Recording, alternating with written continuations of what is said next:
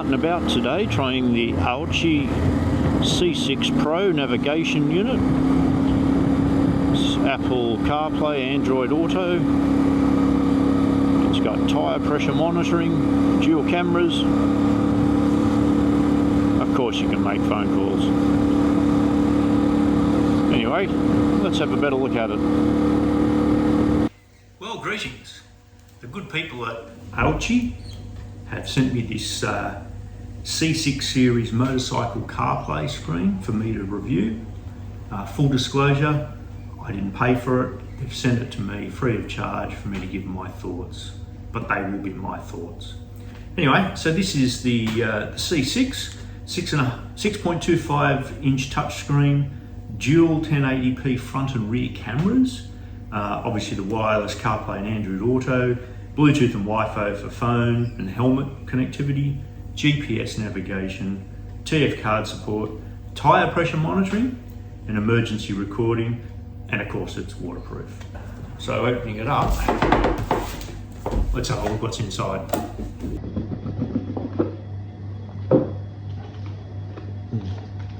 There's your screen. Yep.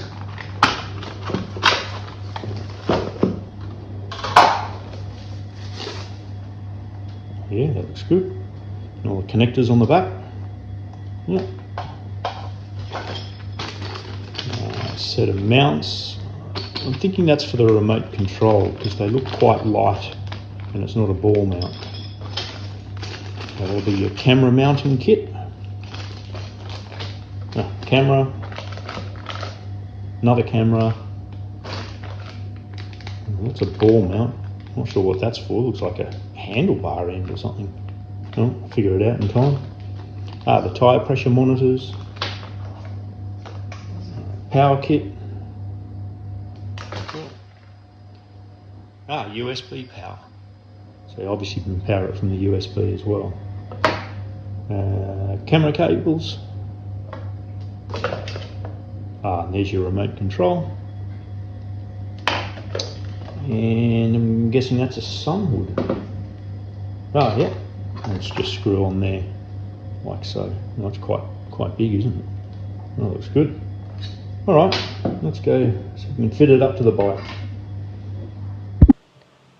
I thought I'd give you a closer look at what comes with this CarPlay unit.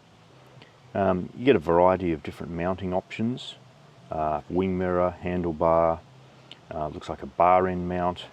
You get the arm for it, and that's adjustable and locking with the included, this looks like a Torx fitting with a hole in the middle.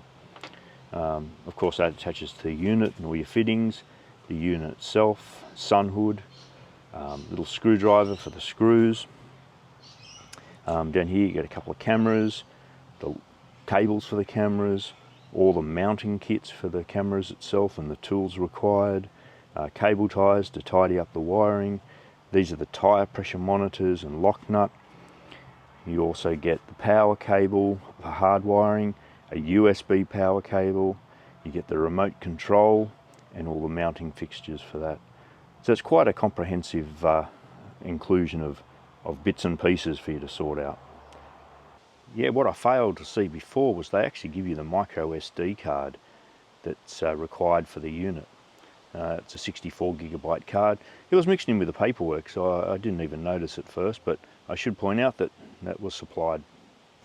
Yeah, so this is how I mounted the unit. I used the arm that they gave you, which has got the anti-theft screw on it. Look, I did use a mount that I had from something previous and improvise something there. I actually wanted to mount it up here, and I felt the mount they gave for that wasn't probably as good as what I was hoping for. Now look, you know, they did give you other mounts if you wanted to mount it down to the handlebars down here, etc. They give you some good mounts for that. It's just that I didn't want it here because I've got the Garmin and my quad lock sitting there. I want it on the top of the screen. So look, I messed around with that. I'm sure you can find, you know, your own solution there, but I went with this. The wiring's all there, and then I'll show you the other side. And it's tucked up to the screen there. That means if I want to raise the screen up and down, I can. The wires just simply go with it, so I found that quite useful. I did mount the remote control right in the centre. I found that the best place for it, where I can see it and get to it, if I need to, that is.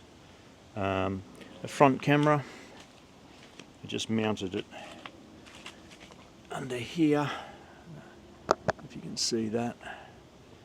Just a glue-on mount there. All these are adjustable too, you know, for angle, so that's pretty good. And then round for the rear camera.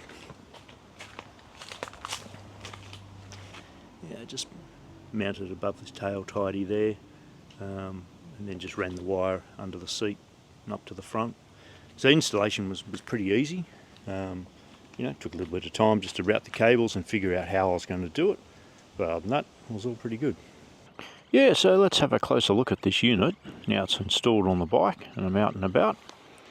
We turn it on. I have customised that startup screen. It's a little small, but still nice to know you can do that. Then kicks in. You might see that that's already started to record up there. That's for the dual cameras. So when it starts up, it just automatically starts recording. And if you want to have a closer look at that, we can go to our remote control, hit the camera button, and that there's showing the rear view. And you can swap that, pushing the other buttons. That goes to a split view, both front and back. That swaps it over. And there's the front view. So you can ride along like that if you wish, or even the rear view to see what's behind you. Possibly a bit distracting. So anyway, so this is again hooked up to the Apple system. You know, it's got your regular things as you would expect with a unit like this: phone and messages. You know, you can make and receive calls from this using your headset and in your helmet. That's a pretty standard feature. You know, voice activated. You know, all the usual things you get with a unit like this. It's very good. This unit's quite intuitive. You can figure out, you know, what it is quite easy. And of course, you know, you've got your maps. Yes. Maybe I was using that's Apple Maps. That's what that is. I don't like Apple Maps. Sorry folks, I prefer Google Maps. So there you go, there's the Google Maps showing where we are. And of course you just navigate the same way as you would on your phone. You know, put your search in up there, hit navigate, just the same way as you do on your phone. And it is doing it through your phone, of course. You know, if you're new to this sort of system, it is using the cell reception from your phone to navigate. But again, that's all very good and intuitive. There's no surprises there. And of course, you know, you can get the voice controls to your helmet, of course, as well as the display. So that's really good. Of course, you can listen to your music, your Spotify. Not something I normally do. I like to just ride and listen to the bike and what's going on around me. But there's a lot of people that do like the music, so that's they're ready to go. Of course, you know, you can go back to your home thing. I didn't press that correctly. And that shows you what you've got. Some of the regular things you have on your phone. You know, your calendars, your radio stations. My fingers are a bit cold this morning and not really working, but there you go, that gives you a bit of an oversight. Then when you go back to, hit the wrong button, hit your home, should go here. So you go to your settings. Actually, I should go back to that screen there. Obviously there's your date and your time, etc. But look, there's your front and rear tyre sensors. You know, I don't know how accurate they are. You know, they might not be perfect, but I find that really helpful anyway, because you know those times you're riding along on a dirt road or something and you feel your tyres all squirrely and you're like, oh God, have I got a flat tyre? Well, you can just look up there and just go, oh no, it's not flat, it's just me. So, you know, it's a good sort of a visual guide there. Again, there's your cameras. That goes to back to your phone. And sorry, what I was going to show you, just with the settings. So you go in there, you got all your time settings, your phone audio, your volumes, tyre pressure in there. You can set your alarms for your low and your high alarms. Choose either bar or PSI, whatever your preferences are there. So all that's, you know, user controlled.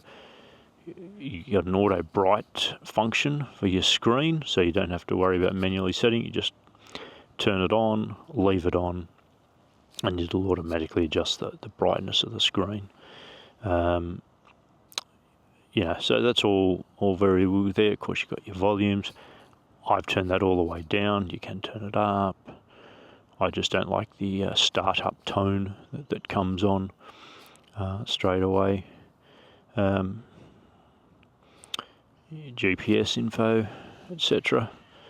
It's pretty good, showing satellites and where you are. So, you know, it's all very good. I have to admit that the main thing for me I like is as well as the navigation, because that's, you know, a fairly important part of it. You know, when you come into a town and you want to know where you are and where you're going, that's a big thing.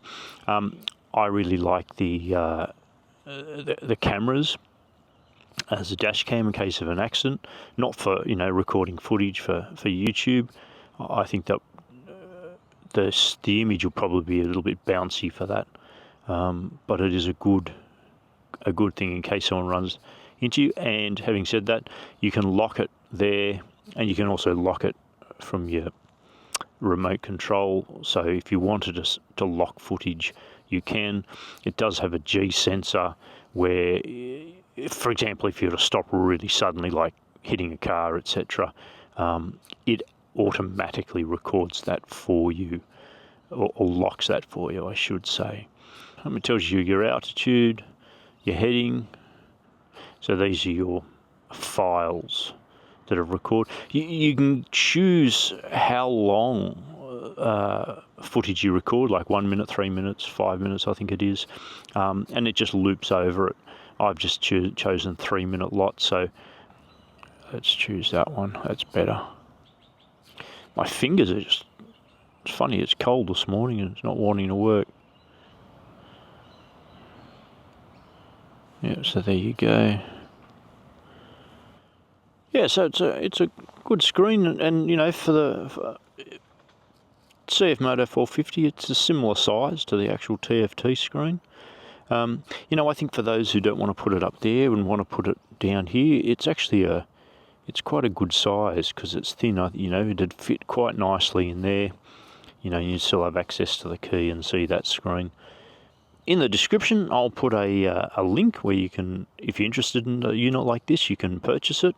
There is a 22% discount code in there as well, which is a great saving. Look, I do get a small commission from that if you choose to buy it. But yeah, the discount code's what interests you. But look, it's a great unit. The thing is, with any of these units, you do have to remember it uses your phone. And as the reception of your phone gets limited, your phone uses more power. So quite often you have to have your phone plugged in a lot of the time to run these. So if you think you're just going to put it in your pocket all day and forget about it, your battery probably won't last.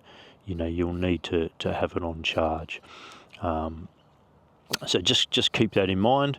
Also too, you know, the maps are required on your cell coverage. You're not actually going to get it offline unless you can download Google Maps offline. I think you can. I just haven't gone into that.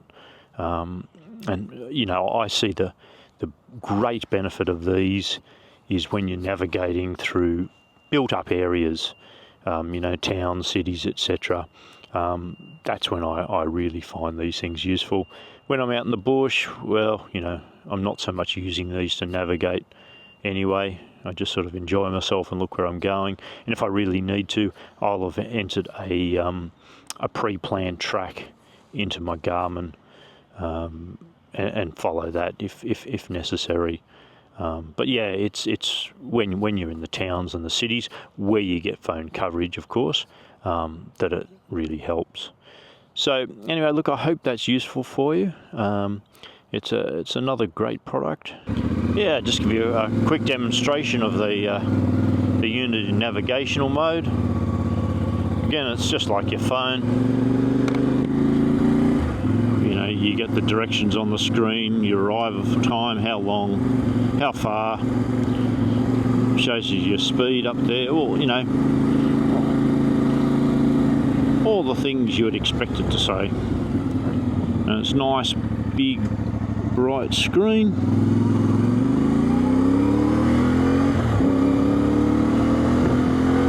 I do notice that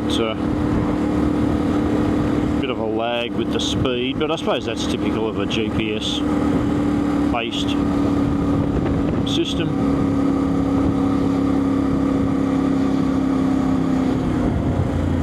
There you go.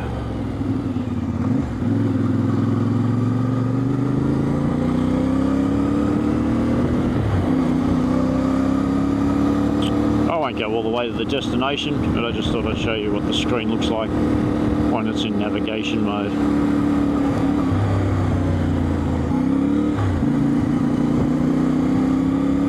There we go. Hope you find that helpful.